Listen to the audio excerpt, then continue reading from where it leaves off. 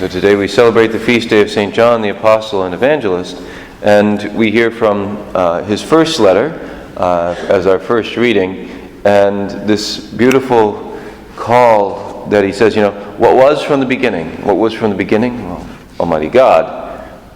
What we have heard, what we've seen with our eyes, what we looked upon and touched with our hands. He's saying, God made flesh, that we could actually touch and see and hear the voice of God in the person of Jesus. Amazing, incredible. And he says, this great gift of Almighty God. And then as he writes his gospel, we didn't hear it today, we heard the end of the gospel, but the beginning of the gospel, he says, in the beginning was the Word, and the Word was with God, and the Word was God.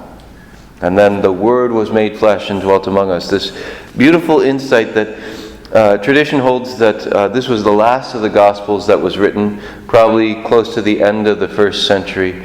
And he had all this time to reflect on and to discuss and to see how the church had been formed and was working. And he had all this time to reflect on.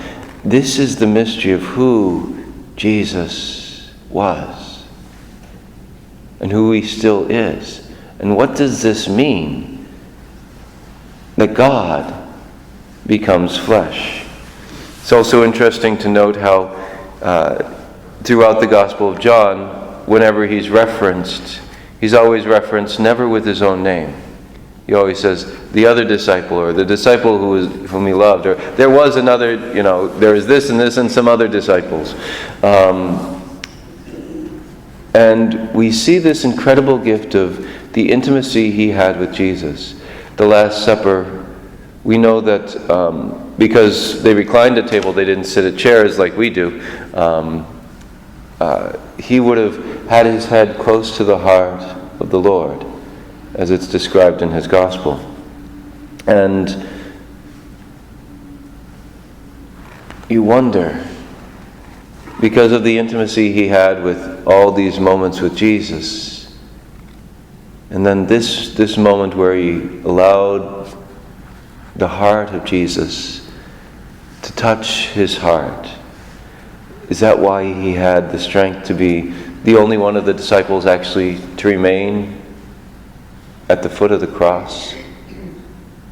So that Jesus could then give Mary to John and say, behold your son, behold your mother. This great grace. And he saw, and in Greek, he began to believe. He started to believe in the resurrection, maybe the first to believe. Mary Magdalene was the first to know the resurrection. When Jesus appears to her and she says, if you took his body, I'll take it from you. And he says, Mary, and she says, Rabboni. She finally is the first to know the resurrection, but John is the first to begin to believe in the resurrection, even without seeing. These incredible gifts. And I've always felt drawn to St. John the Evangelist. And just we see this great gift that he is. And then the mystical vision he had that he writes down in the book of Revelation. The incredible gifts that he saw of the heavenly liturgy.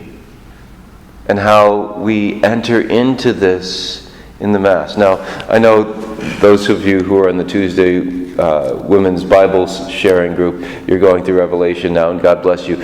I just always caution people who read the book of Revelation on your own. There's so much symbolism and stuff, it's hard to understand. So just make sure you have good commentary or good teaching on it, because it's difficult and people make of it things that it's not very often. But we're talking about mystical realities, and John was able to ponder these things. And I think because he rested on the heart of Jesus.